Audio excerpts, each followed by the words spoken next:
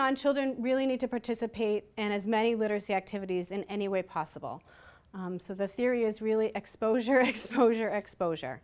First off, we think about modifying the environment. So having visual, tactile, and sign language alphabets accessible to children. If you look at any preschool classroom in any school, you will see alphabets on the wall, on the desks, all over the classroom. So we need to think about making that accessible for all of our students. Labeling the environment is also very important. We label students' coat hooks, their cubbies where they keep their personal items, their desk, and any other personal items with a form that is accessible to the student, be it Braille or tactile. The use of bulletin boards is also important, but we need to think about it differently for students with disabilities because they may not be seeing or accessing all of the information we display on bulletin boards in typical school buildings. So when you think about displaying unit vocabulary or displaying your favorite books that you might like, you have to make sure that the bulletin board is at a level that the student can access and read if they're using their hands, or else organizing a classroom so that the students know where they can go to access that thematic unit vocabulary or other things that the classroom might be working on. Another thing that's very important is name symbols. All of our students have name symbols that we use when we're labeling all of their personal items or that the other students can access so they know when we're talking about another student. And they're often used in attendance cards, in morning meeting, and for other labeling situations. Book handling skills are also important to encourage for students of all abilities. It's important to address the language around the top and the bottom of a book, that you can touch and feel books and explore them, page turning, reading from left to right, and top to bottom if we're looking at Braille or text, and that a book has title and it has an author, has a front and a back. These photos show some students at the library and they're exploring books of all different kinds. And I think it's important just to encourage students to go not only to the regular library to explore books, but to really build your own at home and in classrooms of books that are accessible and that are interesting and motivating to all students, children. Experience stories are another way you can connect and incorporate literacy with children. Experience stories are stories written by teachers and students and incorporate real-life experiences. We talk about events that have happened during the day and write sentences about them and just combine any medium that we need to. So if the student uses Braille, if they use objects, pictures, print, any combination of which to communicate something about a photograph or an event or something that happened.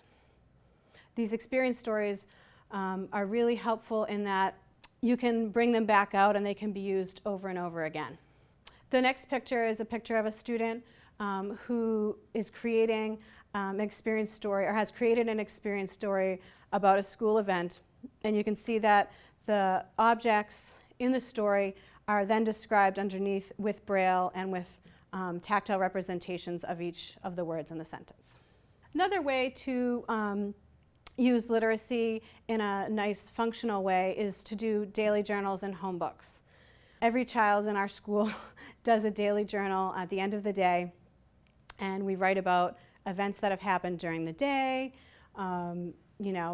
anything that just to support memory and connect what this sentence and this picture mean to the student. And then they can bring that home, share it with the parents, and then parents often re-record if it's on a device or write something in about the student's evening and come in the next day. So that can be supported in both the home and school environments. Story boxes and literacy kits are another nice way to look at reading books in a meaningful way. Story boxes are primarily if you have an adapted book that's appropriate for a student, for each student, and then props related to the story. It might also contain switches that the student can use as you're reading the story. Literacy kits are a little more than that. They incorporate not only everything that we said in the story box, but they also might have communication boards, switches, And then extension activities such as worksheets, games, sentence starters, electronic activities that can be done on the computer, and then assessment activities. So it's taking the book to the next level. This picture is an example of a story box or a literacy kit for a student on this book, Inside, Outside, Upside Down, and it has all of the objects that you might need when reading the story. For a student who is, not necessarily reading text yet, may need the object to support, and then also may need the objects when you are going to assess the comprehension or the vocabulary within the story. Story boxes can be looked at in different levels, from the very concrete to more abstract. For a concrete story box, for a student who might need a concrete story box, you might look at just having the objects only. Then as the student is ready, or as they get better at reading the story and understanding what these objects mean when reading the story, you might look at reading a book with a more repetitive line and have objects and materials related to that story as well. The next level would be more storybooks with more materials that may be a little more challenging. And then finally, for the more abstract level, we might look at more curriculum books with materials. So it's good to think about and look at where your student is at in that spectrum and not start on a too high of a level, or maybe even too low of a level. Story boxes also may have cutouts, puppets, other things representing some of the concepts and ideas in the book.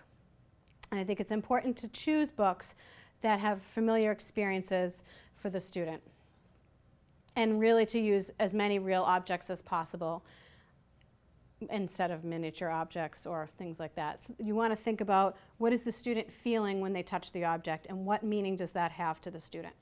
Making your own books is often an option if you can't find traditional trade books that meet your needs.